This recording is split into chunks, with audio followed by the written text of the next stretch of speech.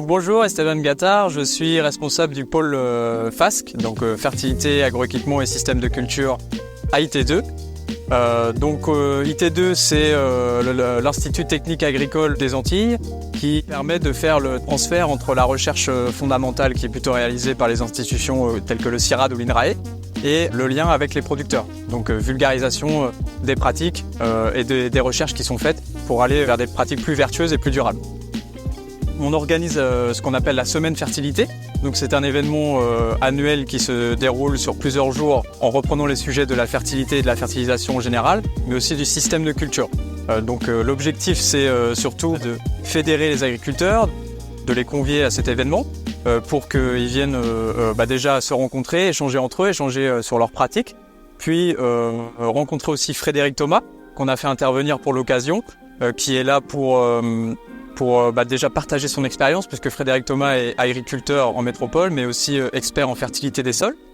Donc il partage son expérience, son ressenti, et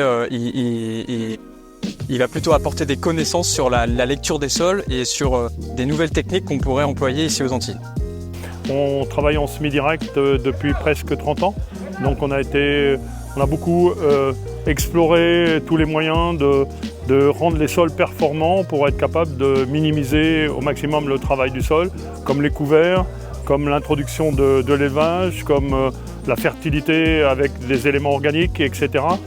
Et puis, en fait, j'ai commencé à venir en 2011 ou 2012 en Guadeloupe et Martinique à la demande de l'IT2 à l'époque. Et depuis, ma foi, une douzaine d'années, je viens quasiment tous les ans, que ce soit dans une île ou l'autre île, pour vous accompagner dans les changements. Donc je commence à pas trop mal connaître le terrain local. Alors, cette année, on a donc 3 demi-journées et on va parler de 5 thématiques différentes.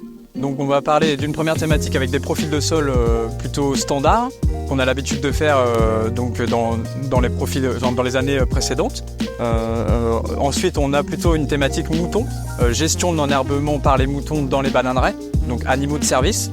On a une autre thématique qui est destruction de la bananeraie, donc quelle méthode alternative à l'utilisation d'emplois chimiques on va mettre en place donc pour détruire une bananeraie, dévitaliser une bananeraie.